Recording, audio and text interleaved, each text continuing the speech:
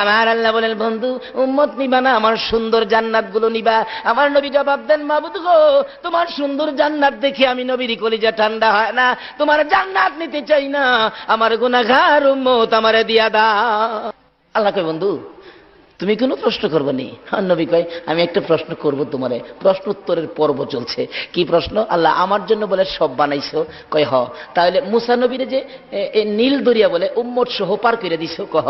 তাহলে আমার লেগে সব বানাইছো আর মুসা নবীরে নীল দরিয়া উম্মত সহ পার করে দিছো। আচ্ছা, আমি আর আমার উম্মতের জন্য তুমি কি করবা এটা আমি জানতাম চাই। আল্লাহ কয়, বন্ধু এই প্রশ্ন যে তুমি করবা এটা আমি আগেই জানি। বন্ধু জবাব নিয়ে যাও। মুসা নবীকে উম্মত সহ নীল দরিয়া পার করেছি, তুমি আর তোমার উম্মতের কি করব? বন্ধু গো, মুসাকে নীল দরিয়া উম্মত সহ, তুমি আর তোমার উম্মতের দুনিয়ার কোনো দরিয়া নয়, কথা দিলাম তুমি আর তোমার উম্মতের আমি ফুলসিরাতের ফুল পার করে দিব। আমি এই নবীরে আমি একদিন একটা প্রশ্ন করব। মুসার এবার প্রশ্ন করবেন জিবরাইল, মনে মনে রাখলেন। প্রশ্নটা আদায় করলেন কোন দিন?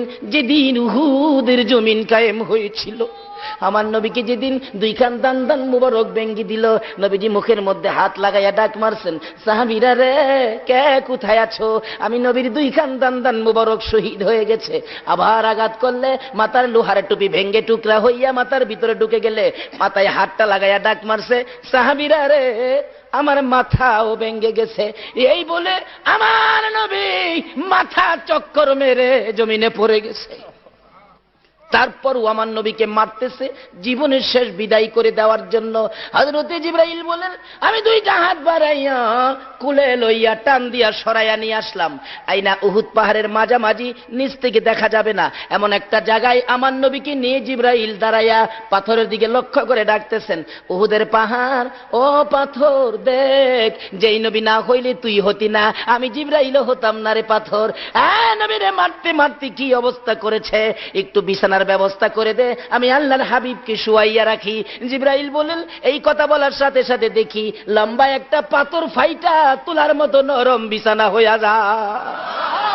জিবরাইল ওই বিছানার মধ্যে আমার আপনার নবীকে শুয়াইয়া মাথার পাশে বসে বসে প্রশ্ন করতেছিলেন, ইয়া রাসূলুল্লাহ, দাঁত ভেঙে গেছে, ব্যথা কেমন লাগে? আমি জিবরাইলের কাছে বলুন। মাথা ভেঙে গেছে, ব্যথা কেমন লাগে? আমি জিবরাইলের কাছে বলুন। আমার নবী চুট্টু চুট্টু সুরে বলতেছেন, চোখের পানি ছেড়ে ছেড়ে বলতেছেন, জিবরাইল রে, দাঁত ভাঙ্গা ব্যথা কেমন লাগে জিগাইলি, মাথা ভাঙ্গা ব্যথা কেমন লাগে জিগাইলি, আমার উম্মতের ব্যথা কেমন জিগাইলি না। জিবরাইল, দাঁত ভাঙ্গা মাথা ভাঙ্গা ব্যথার চাইতে আমি নবী